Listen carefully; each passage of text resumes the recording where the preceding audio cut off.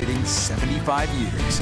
And welcome back. When you see ourselves or our children facing failures, it's difficult to know what to do exactly in that time. So joining us today, Alicia Whiting with the Family Support Centers of Utah with some tips on how to best tackle this not so easy experience. Never easy to feel failure yourself or to see those you love so much experience failure. Tell us then, Alicia, when you are facing failure, what can parents do for their kids? Right. I think especially in summertime, where both ourselves and our children, right, we see people going on fun vacations, and it can be at the end of the day we feel like, oh man, I'm just messing up so often with my children, losing my temper or whatever. Or if our kids are feeling like, oh, I can't do this, I'm not great at sports or anything like that, it can be really challenging. And I have a son who's really hard on himself, and I try to tell him, let's reframe it. Let's look at this in a different way, because sometimes what we view as failures are not actually that.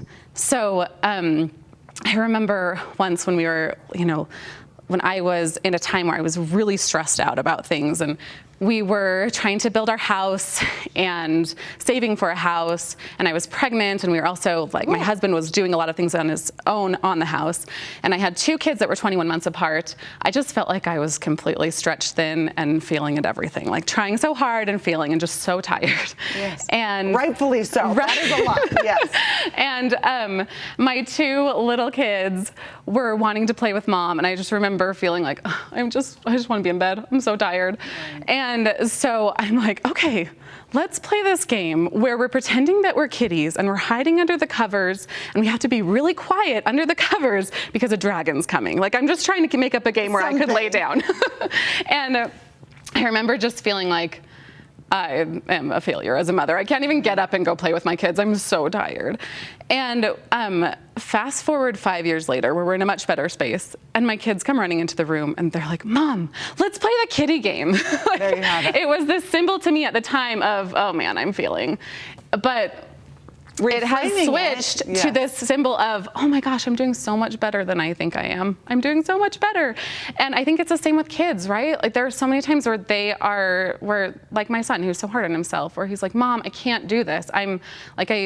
I am failing at, whether it be like this sports or school or something. It's like, hey, bud, let's reframe it. Look how hard you were trying. Like, look at this effort that you put into it and how important that effort is. That's not failing. I love that, and the power of that. By just even saying, let's reframe it, all of a sudden it stops that thought train, and you can revisit it and say, there is another way to look at this. Really, really powerful. So as a family unit tackling this issue, you just gave some awesome advice. Is there anything you wanted to add to that of not just as mom to son, but as this whole family unit? Right. Well, so we used to be house parents at the Family Support and Treatment Center, which is now Family Haven. And one of our trainings was this strengths-based training.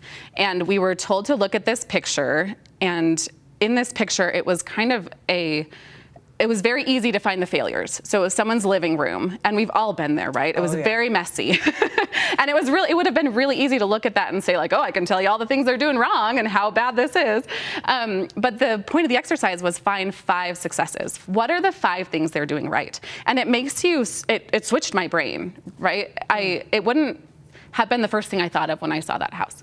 But you start looking and you see, oh, there's 2 fishing poles. There's an adult-sized fishing pole and there's a child-sized fishing pole right next to each other, which tells me, oh, great, they go on family outings together. They do fun activities together.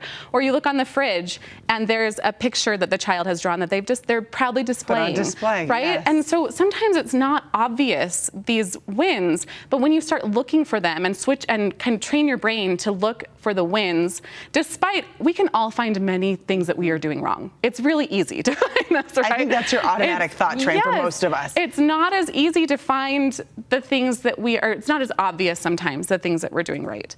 And I had a friend, we were on Marco Polo, and her husband was out of town, and she was tired, and she's like, guys, I just failed today. I fed my kids cereal for dinner, like I failed. And I'm like, oh, let's reframe that. You fed your kids dinner, and that was probably so fun for them that they got to eat cereal for dinner. Like, that is the perfect way to put it. Alicia, there is so much we want to talk about on this, and they're giving us a wrap already. Where can people go for more information? Go to utahfamilies.org to find a family support center near you. And also the Family Haven, which is ours in Orem, is opening up a new location location in Lehigh. And we'd love for you to check out family-haven.org.